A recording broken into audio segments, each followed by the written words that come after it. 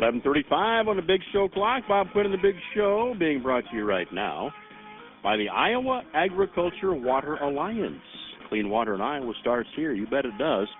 We're getting lots of clean water all over the state thrown at us, aren't we?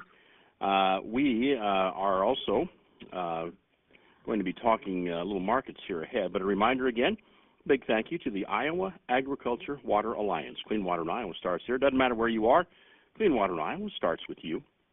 Looking at the marketplace, we're in a downward moving market. We're going to talk with Brian Hoops here in just a second. First, though, I need to remind you of a word that could put $1,000 in your Freedom Fund account. That word this hour is money. Money, M-O-N-E-Y, money. And you take that to the website of the radio station you're listening to right now, and that little pop-up box there, and enter the word money in there, and that'll get you entered in the contest. You could be getting a $1,000 phone call. Brian Hoops with us, Midwest Market Solutions, on the telephone line. Brian, looks like the market is buying into rain makes grain again today. We had rain across the upper Midwest, and markets are pushing lower. So what's going on in corn and soybeans today? Yeah, you kind of hit the nail on the head there, Bob. Rain does make grain across most of the Midwest. Its forecasts out into the 4th of July look really beneficial. It's kind of that greenhouse effect with plenty of moisture and some heat, and clients really reporting things look phenomenal, look really great.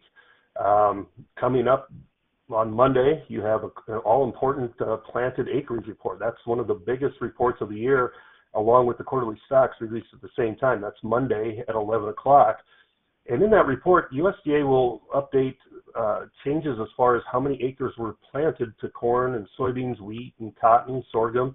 And trade isn't looking for much of a change, just slightly more corn acres, slightly less soybean acres than March, which I think is probably going to end up giving us a surprise. We heard a lot of reports about corn on corn acres increasing throughout the Midwest. Certainly there's some acres of corn that probably didn't get seeded in southern Indiana, Ohio, Illinois, and that Kentucky, in that region where they had so much rain this spring. Some of that was probably planted to soybeans, so it may even out a little bit, and that's what the trade is anticipating. But no doubt there'll be some sort of a surprise in that report. And of course, you have quarterly stocks report as well right at the same time. They just kind of release everything and let you sort through it. So it's going to be a major market mover. Can't say that we're running out of time or opportunity for a rally in the grains, but that window of opportunity is certainly shrinking. A lot of times you have a rally in June, and then the highs are in by the second or third week of June, and we haven't had much rally attempts this year, quite frankly.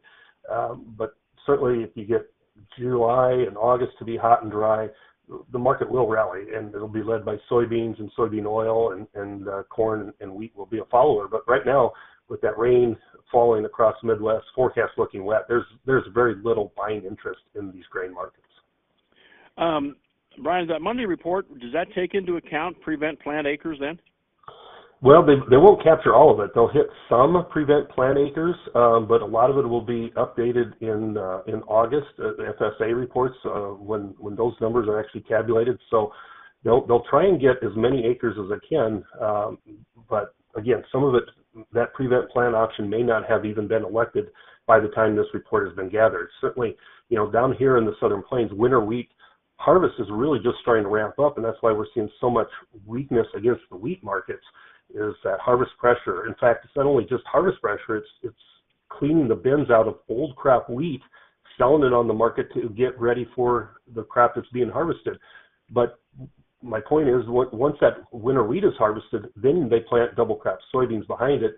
So it's not too late to say there's been prevent plant as far as soybeans go. That won't be caught this report. It'll show up later on because producers are still going to try and plant soybeans, I think, behind this wheat crop, and maybe even in some areas that are a little bit wet right now, they're going to try and plant soybeans yet.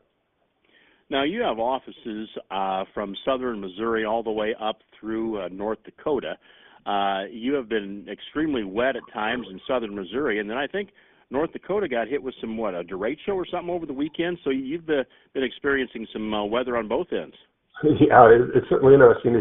Very contrasting weather. We have an office that's within 90 miles, I think, of the Canadian border. So we go all the way up into that area, and they've been receiving some real beneficial rains in parts of those areas for that spring wheat crop. So, yeah, it's diverse weather. Down here where we're at in southern Missouri, it's been too wet this spring for a lot of that wheat crop and a lot of the corn. It's yellow, but starting to come out of it because it's now starting to dry out, and a lot of sun, a lot of heat, and so there's a lot of crop, a lot of corn pollinating between here and Kansas City. There's a lot of crop that is in that pollination stage right now, and there's cooler temperatures, rain next week. So, probably the Missouri crop is probably as good as it's ever looked, I would say, for both corn and for soybeans. The wheat crop is going to be tremendous, and so you're just fighting a lot of supplies in the United States, plus that safrinha crop that's being harvested. They've been a little bit delayed, but it's starting to be harvested, and yields are phenomenal. There's a company called AgriConsult who just yesterday raised their estimate of that safrinha crop and overall crop out of Brazil to be a new all-time record for corn. And so that is another factor pressing against July corn futures, that old crop contract, is that safrinha crop hits the United States. Well, Brian, we're going to let you go for an hour and 10 minutes and then get back with you again, maybe do some projections moving forward. In the meantime, if folks want to talk with you about markets, how can they do that? You can reach out to me directly, 417-501-5132. You can check out a list of all the offices that you mentioned. There's 5 around the Midwest at MidwestMarketSolutions.com. Midwest Market Solutions. Thanks, Brian. Brian Hoops with us. We'll check in with him again in about an hour and 10 minutes. This is The Big Show. Hey, 12:55 on the Big Show clock. Taking a look right now at the DMAC Iowa soybean soy camera, and am looking powered this year by Channel Seed. I am looking at the overlooking the bean crop there. Travis Lautner sent a couple of pictures in, and we have posted that up on our social media sites.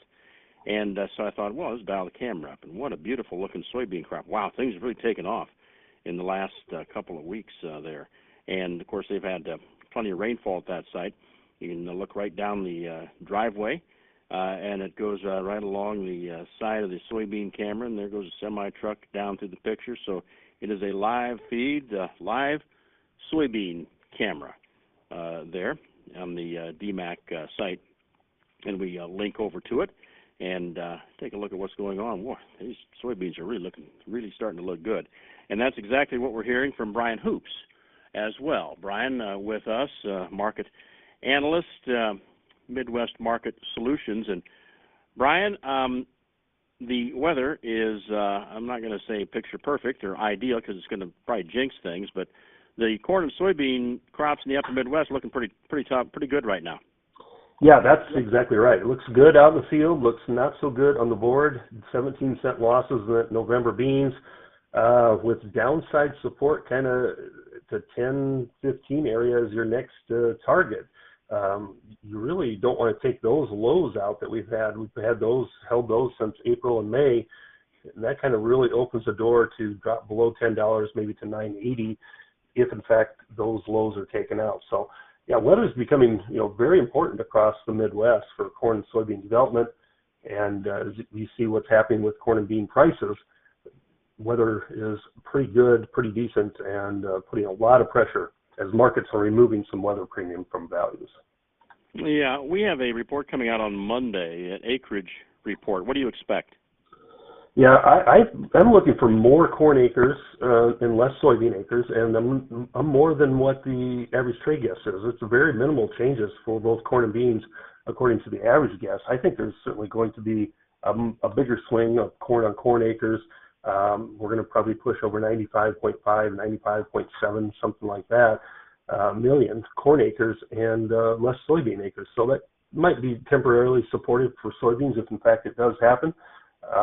Just because there's a few less acres being planted, but overall it's going to get down to what's weather is and how good the growing conditions are, and it's going to be tough, I think, to stage some sort of a late season rally. We're just kind of running out of time, but if we do have a hot, dry stretch in July into August, no doubt soybeans can really take off and rally here. 30 seconds on livestock. Cattle rebuild started, you think? No, I don't think there's any evidence that we're rebuilding any type of herd inventory. We watch the slaughter numbers, the ratio between heifers and steers, and just don't have enough indication here that we're retaining any type of heifers to rebuild this herd. So it doesn't look like we're rebuilding anything. Supplies are going to remain tight through at least the fourth quarter of this year. Brian Hoops, how can we get a hold of you to talk markets? Well, you can reach me directly, 417-501-5132, or go online to MidwestMarketSolutions.com. MidwestMarketSolutions.com. Thanks, Brian. Brian Hoops wrapping us up today. Nathan's going to have the final word on markets 30 minutes away here on your Big Show radio stations.